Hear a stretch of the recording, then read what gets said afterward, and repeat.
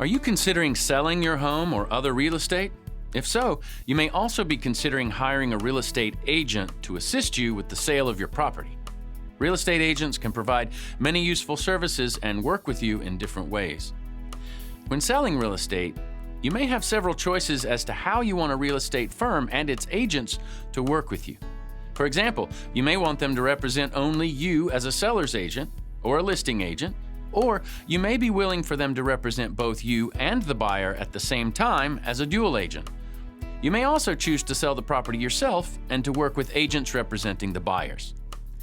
Whether you choose to work with a listing agent, a dual agent, or a buyer's agent, that agent must treat you honestly and fairly and disclose material facts the agent knows or should know that could influence your decisions in the transaction. The North Carolina Real Estate Commission has developed a brochure titled Working with Real Estate Agents to help you better understand what a real estate agent's duties are, what services your agent will provide for you, and how the agent will be paid.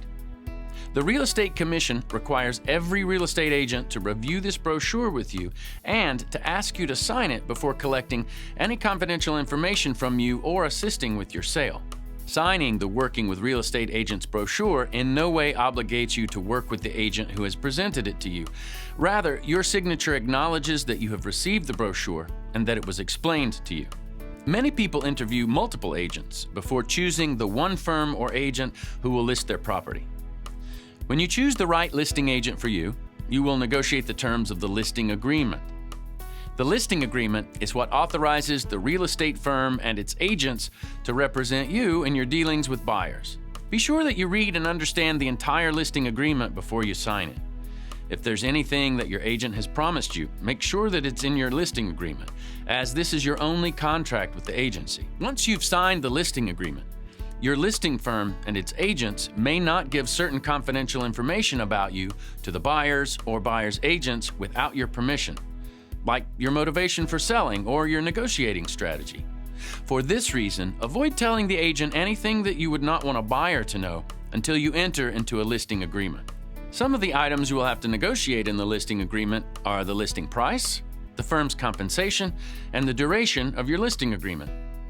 Also, the listing agreement will explain the firm's duties to you and your duties to the firm in the sale of your property. So, what are the duties of a seller's agent? First, the firm and its agents must promote your best interests ahead of all others. They must be loyal to you, follow your lawful instructions, and provide you with material facts and information that could influence your decisions. Your agent must account for all monies handled on your behalf, deliver to you all written offers, and communicate all terms of oral offers to you.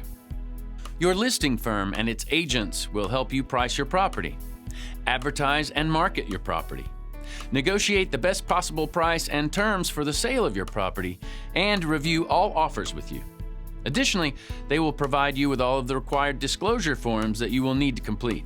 You should know that agents must also use reasonable skill, care, and diligence to discover all the facts about your property, and that agents are required by law to disclose all known material facts to prospective buyers, even if you don't want them to, and even if you choose not to report those facts on any disclosure statements yourself. You will also be asked on the listing agreement if the firm you are hiring will be allowed to participate in dual agency. Dual agency is when the firm that represents you represents the buyer at the same time. This is most likely to happen if someone in your agent's firm is representing a buyer who wants to purchase your property. Understand that in a dual agency situation, the firm and the agents owe identical obligations to you and to the buyer, rather than being obligated to only represent your interests. Because of this, your agent may lose his or her ability to advise, counsel, or advocate for either you or the buyer. Some firms may offer a type of dual agency called designated dual agency. This is where one agent within the firm is appointed to represent only you, and another agent within the firm is appointed to represent only the buyer. Neither agent should have confidential information about the other party at the time of designation. This type of dual agency restores your agent's ability to advise, negotiate, and advocate for you. For more information about the duties and responsibilities of real estate agents, visit the North Carolina Real Estate Commission's website at ncrec.gov. You can find many Q&A brochures, including the Working with Real Estate Agents brochure, under the Publications tab.